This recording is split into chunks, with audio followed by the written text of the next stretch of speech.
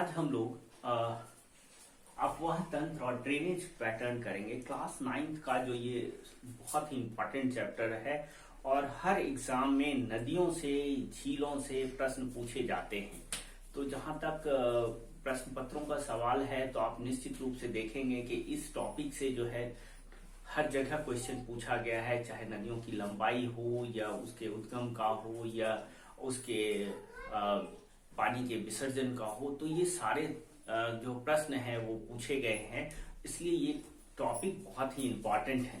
चलिए हम लोग स्टार्ट करते हैं नदी के बारे में। तो नदी जो है, नदी जिसके बारे में हम लोग ड्रेनेज पैटर्न या ड्रेनेज सिस्टम के रूप में हम लोग जानते हैं, तो पर्टिकुलरली क्या है कि एक एरिया में जितने भी नदी हैं उसका पानी जब एक साथ होकर किसी पर्टिकुलर या किसी एक दिशा में बहता है तो वो उसका अपवाह क्षेत्र कहलाता है।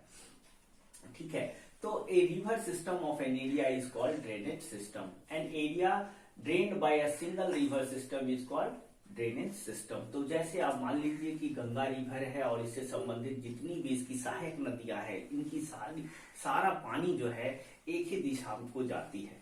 तो ये एक अलग से रिवर सिस्टम हो गया। इंडस रिवर सिस्टम हो गया, महानदी, गोदावरी, कृष्णा, कावेरी, ये अलग अलग, ब्रह्मपुत्रा, ये सभी जो है अपने सहायक नदियों का पानी लेकर के एक दिशा में जाता है और अपने क्षेत्र विशेष का जो है पानी जो है में अपने अपवाह तंत्र में शामिल करता है। अब जितने भी रिवर सिस्टम हैं, इन दोनों को अलग करने के लिए, एक रिवर सिस्टम से दूसरे रिवर सिस्टम को अलग करने के लिए अलग अलग अपलैंड या हाईलैंड या जल विभाजक को हम लोग देखते हैं। तो जल विभाजक जैसे कि अम्बाला, जब एक जगह अम्बाला जो है एक जल विभाजक है जो कि सिंधु रिवर सिस्टम के लिए और गंगा रिवर सिस्टम के लिए जल विभाजक का काम करती है। और इसी तरह से हम लोग और दूसरे जैसे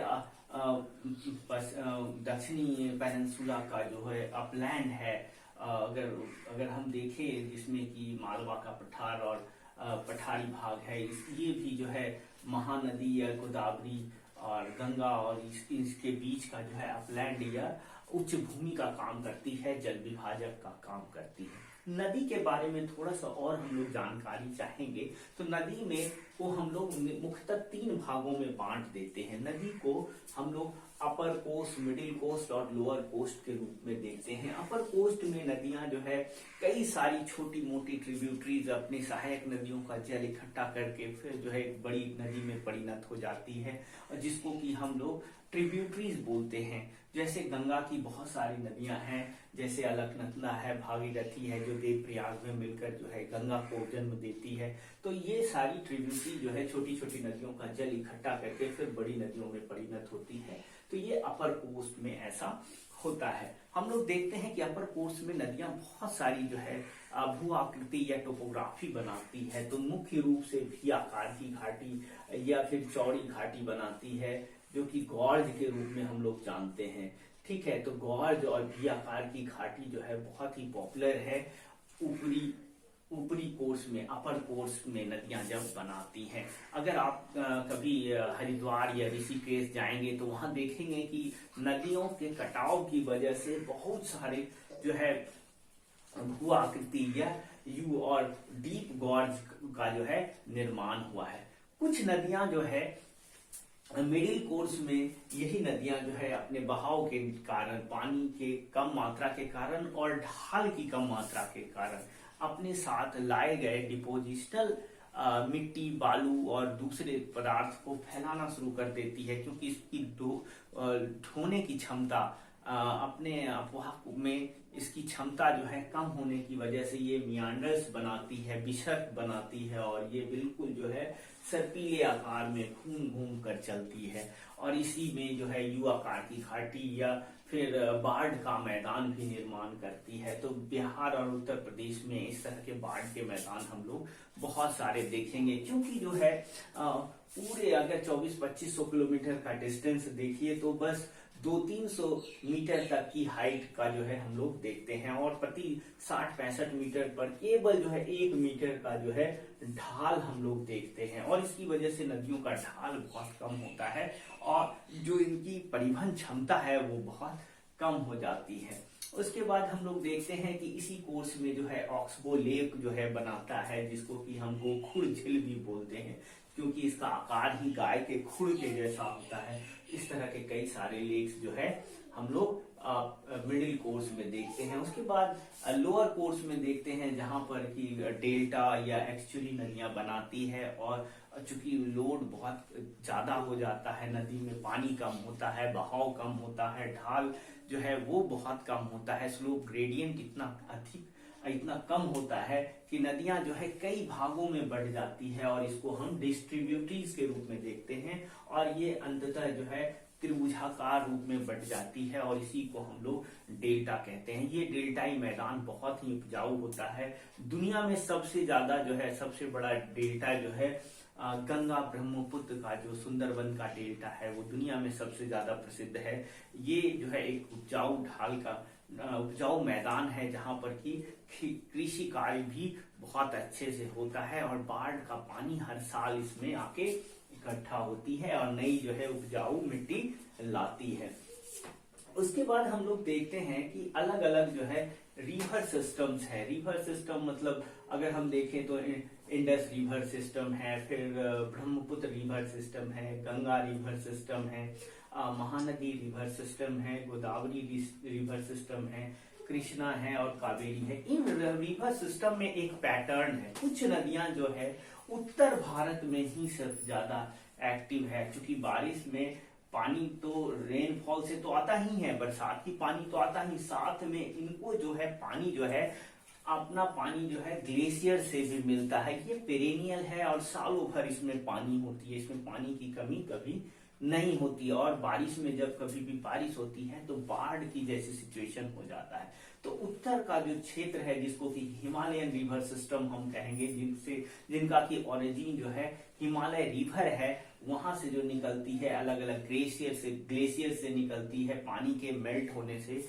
इसमें जो पानी का मुख्य स्रोत है ये हिमालय के ऊपर जो लॉफ्टी माउंटेन्स में जो बर्फ है, बर्फ की चादरें हैं, ये ग्लेशियर्स है, उनके पिघलने से इनको पानी की सप्लाई सालों भर होती है।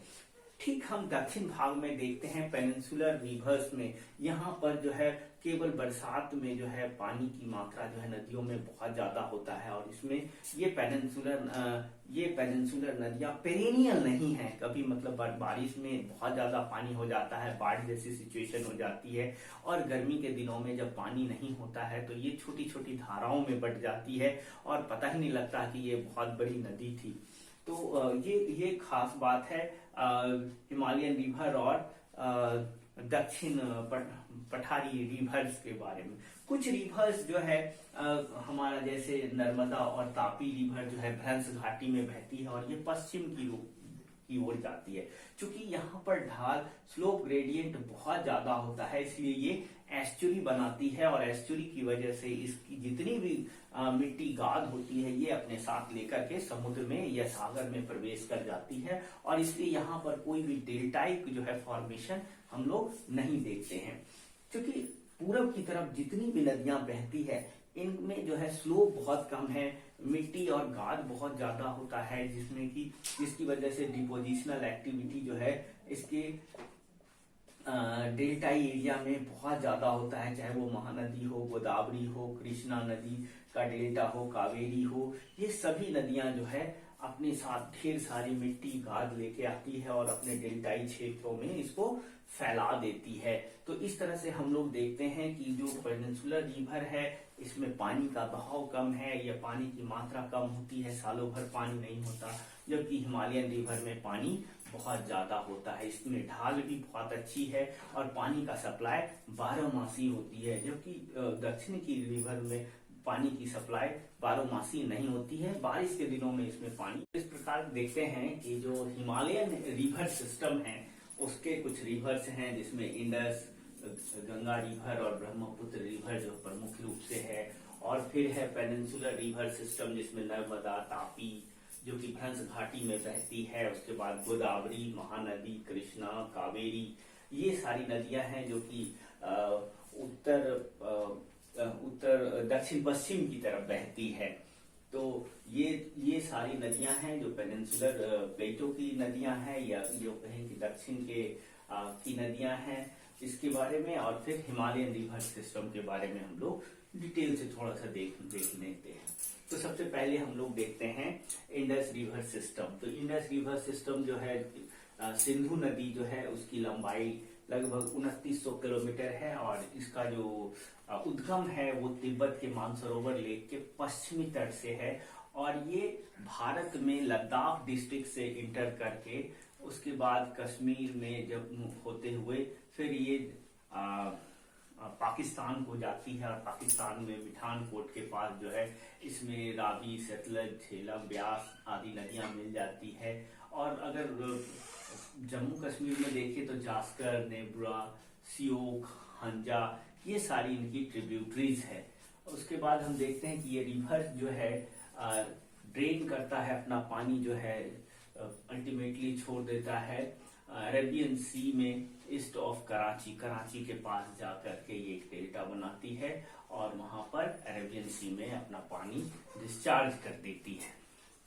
उसके बाद हमारा दूसरा जो सबसे इम्पोर्टेंट रिवर है गंगा में, जो कि सबसे पवित्र मानी जाती है भारत में, और लंबाई के दृष्टि से भी हम इसको अगर भारत में पूछें तो लंबाई के दृष्टि से गंगा रिवर सबसे लंबी रिवर हो जाती है, क्योंकि ये इंडस रिवर मैक्सिमम जो है तिब्बत को होते हुए फिर पाकिस्तान को चली जाती है। तो मैक्सिमम पार्ट जो है इसका पाकिस्तान और तिब्बत में है, भारत में इसको का कम बहाव क्षेत्र है, अपवाह क्षेत्र है।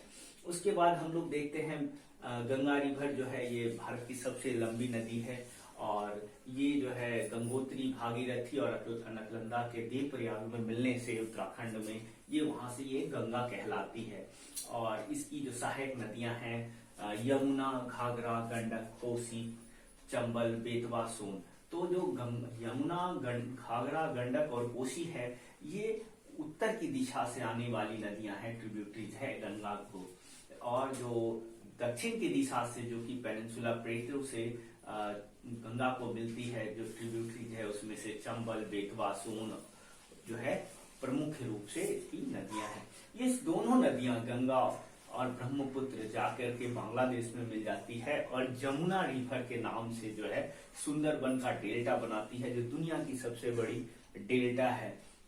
और ये रिवर जो है अंतर नदीय द्वीप मांजुली के लिए, जो दुनिया की सबसे बड़ी नदीय द्वीप के रूप में हम लोग जानते हैं मांजुली, वो जो है भारत में बनाती है। उसके बाद हम लोग आते हैं ब्रह्मपुत्र रिवर के बारे में। वैसे तो अगर इसकी लंबाई देखें तो सबसे ज्यादा लंबी नदी है ये, 3848 किलोमीटर। अगर इसको देखें तो आंगसी ग्लेशियर से निकलकर तिब्बत के मानसरोवर के ईस्ट साइड से निकल करके ये इसका बहाव क्षेत्र मैक्सिमम तिब्बत में ही है, और वहां से फिर जो है भारत में नमचा बरवा के पास जो है यू टर्न लेकर भारत में एंट्री करता है, और ये मैक्सिमम पार्ट जो है तिब्बत में ही इसका फ्लो होता है। अगर सिर्फ ये पूछा जाए कि भारत की लंबी नदी कौन है, इनमें से कौन सी रिवर सबसे लंबी है, तो निश्चित रूप से ब्रह्मपुत्र रिवर आंसर हो जाएगा। लेकिन अगर पूछा जाए कि भारत की सबसे लंबी नदी कौन सी है, तो हम गंगा के रूप में इसको देखते हैं। उसके बाद हम लोग आते हैं इसकी ट्रिब्यूटरीज के बारे में। तो दिहांग, लोहित, कैनुला जो है ये इनकी ट्रिब्यूटरीज है जो आसाम में मिलती है, और पहले ही बताया कि जो है गंगा में जाकर के ये बांग्लादेश में मिल जाती है, और ये सुंदरबन विश्व की सबसे बड़ी डेल्टा जो है फॉर्म करती है, सुंदरबन का डेल्टा। उसके बाद हम लोग देखते हैं पेनिनसुलर रिवर्स के बारे में। तो पेनिनसुलर रिवर्स के बारे में हम लोग पहले भी देख चुके हैं कि इसमें पानी कम होता है। बारिश के सीजन में बारिश का अगर मौसम देख ले उसमें जो है इसमें पानी बहुत ज्यादा होता है, और फिर दूसरे सीजन में अगर हम देखें तो इसमें पानी की मात्रा कम होती है और छोटे छोटे धाराओं में बढ़ के चलती है। तो सबसे पहले हम लोग नर्मदा देखते हैं, जो कि भ्रंश घाटी में दो नदियां हैं, नर्मदा और तापी, ये भ्रंश घाटी में बहती है। तो नर्मदा की लंबाई जो है 1312 किलोमीटर है लेंथ में। ये अमरकंटक हिल एमपी से निकलती है मध्य प्रदेश में, और ये जो है जबलपुर के पास जो है दूध फॉल या धुआरे की घाटी बनाती है। जब संगमरमर की पहाड़ से ये नदियां गिरती है झरने के रूप में, तो बिल्कुल दूध सा फॉल जैसा गिरता हुआ दिखाई देता है। और स्मॉल जो है इसमें से कैनाल भी निकाला गया है 458 किलोमीटर का, जो कि नर्मदा कैनाल के नाम से जानते हैं। उसके बाद जो है ड्रेनेज है इसका, एमपी और गुजरात इसका मुख्य जो है ड्रेनेज सिस्टम है। और ये नदी एक्सचुरी बनाती है, और एक्सचुरी जो है नौ परिवहन के लिए और कार्गो शिप्स के लिए बहुत इंपॉर्टेंट है। और पश्चिमी सिरे पर जो एक्सचुरी है, इसकी वजह से नर्मदा और तापी दो नदियां हैं भारत में जो एक्सचुरी बनाती है। उस रहने वाली नदी है वो तापी नदी है, जो कि 740 किलोमीटर लंबी नदी है। और ये सतपुरा रेंज के बैतूल डिस्ट्रिक्ट में एमपी से, वहां से इसका उद्गम है, ओरिजिन वहां से है। और ये भी जो है स्मॉल राइट एंगल पर जो है इसकी ट्रिब्यूटरीज हैं, छोटे छोटे स्ट्रीम्स हैं, जो कि तापी नदी में आकर के मिलती है। फिर देखते हैं ड्रेनेज जो है वो ऐसे ही गुजरात और महाराष्ट्र में इसका ड्रेनेज है। तो गुजरात, महाराष्ट्र और एमपी में इसका जो है अपवाह तंत्र है पूरा फैला हुआ। और ये भी नदी जो है एस्चुरी बनाती है और अरेबियन सी में अपना पानी छोड़ती है। उसके बाद जो सबसे इंपॉर्टेंट रिवर हो जाता है दक्षिण भारत में, जिसको कि दक्षिण गंगा के नाम से भी जानते हैं, क्योंकि इसकी लंबाई और बहाव क्षेत्र, अपवाह क्षेत्र बहुत बड़ी है, और इसलिए इसको दक्षिण की गंगा भी बोलते हैं, दक्षिणी गंगा भी बोलती हैं गोदावरी को। लार्जेस्ट पेनिनसुलर रिवर है ये, और वेस्टर्न घाट के नियर नासिक के पास जो है इसका ओरिजिन है। और इसमें भी कई छोटे जो है स्मॉल ट्रिब्यूटरीज हैं, महाराष्ट्र, एमपी, ओडिशा, आंध्र प्रदेश। और ये जो है इसका जो है बहाव क्षेत्र है। ड्रेन जो है ये अपना पानी जो है बे ऑफ बंगाल में छोड़ती है। ये दोनों रिवर जो है अरेबियन सी में गिरने वाली है, और ये बाकी जो रिवर है बे ऑफ बंगाल में अपना पानी छोड़ती है।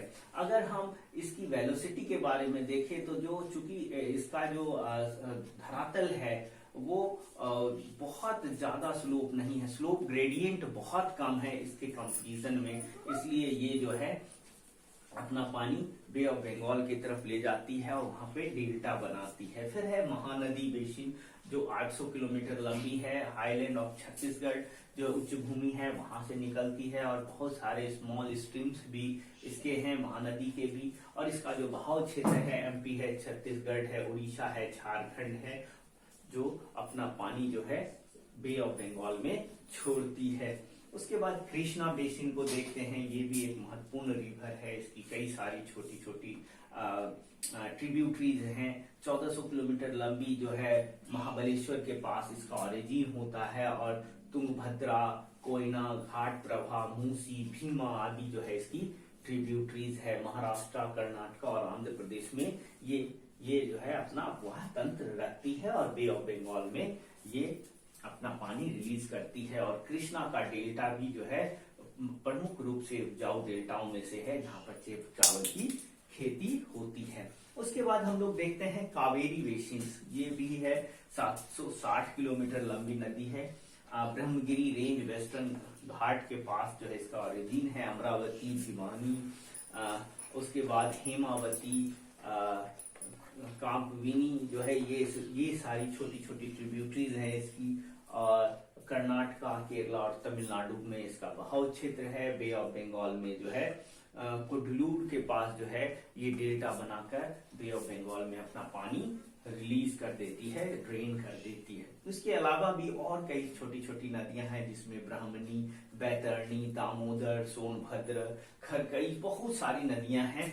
लेकिन मुख्य रूप से ये नदियां हैं पेनिनसुलर प्लेटो की, हम इसको देखते हैं। उसके बाद हम लोग आते हैं लेक्स के बारे में। ये भी एक इम्पॉर्टेंट है, क्योंकि कई सारे लेक्स जो है फॉर्मेशंस हुए हैं, जिसमें कि अगर हम देखें वुलर लेक है, सांबर लेक है, चिलिका है, कुलेरू है, पुलिकट है, वेवनाथ है। ये सभी लेक का फॉर्मेशन अलग अलग तरह के से हुआ है। अगर कुछ लेक्स को देखें तो कुछ मानव निर्मित लेक्स भी हैं, जो कि डैम के रूप में हम लोगों ने फॉर्मेट किया, जैसे गोविंद सागर डैम है। तो इन सभी डैम लेक्स का अलग अलग फॉर्मेशन है। कुछ लेक्स जो है बर्फ के पिघलने से, जैसे कि नैनीताल, भीमताल, इस तरह की जो है रिवर्स का फॉर्मेशन जो है उत्तराखंड, हिमाचल प्रदेश और जम्मू कश्मीर वाले एरियाज में हुआ है। तो वुलर झील जो है इसमें से एक है, डल झील, वुलर झील इसमें से एक है। ठीक हम लोग देखते हैं कि जो है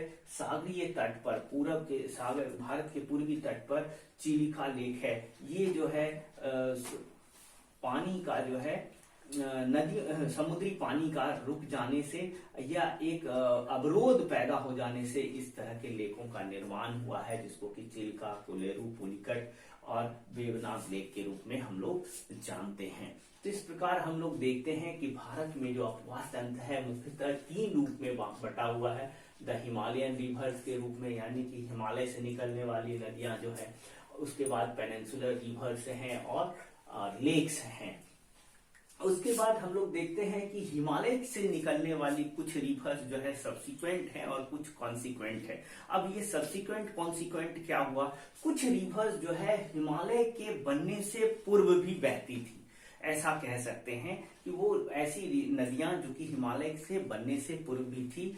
ऐसी सारी नदियां जैसे कि हम ब्रह्मपुत्र देखते हैं, सतलुज देखते हैं, और इसकी वजह से इस हिमालय के उत्थान के साथ साथ इनका कटाव कार्य भी चलता रहा इन नदियों की, जिसकी वजह से बहुत ही डीप गॉर्ज इन्होंने बना लिया ऐसी नदियों ने, और जिसकी वजह से जो है बहुत ही पिक्चोरियस जो है सीनरी भी दिखाई देती है। और ये जो है हमारा मुख्य रूप से सतलुज और जो है ब्रह्मपुत्र रिवर जो है इसका मुख्य अपवाह, इस तरह के अपवाह तंत्र का एग्जाम्पल है। अब यमुना, गंगा और ये सारी नदियां जो है हिमालय के फॉर्मेशंस के बाद इसका निर्माण हुआ है, इसलिए इनको हम लोग पूर्ववर्ती नदी, इनको हम लोग अनुवर्ती नदी बोलेंगे। पूर्ववर्ती नदी का एग्जाम्पल जो है पूर्ववर्ती और अनुवर्ती रिवर का एग्जाम्पल हम लोग इस तरह से देखते हैं कि कुछ रिवरों का निर्माण जो है हिमालय से पहले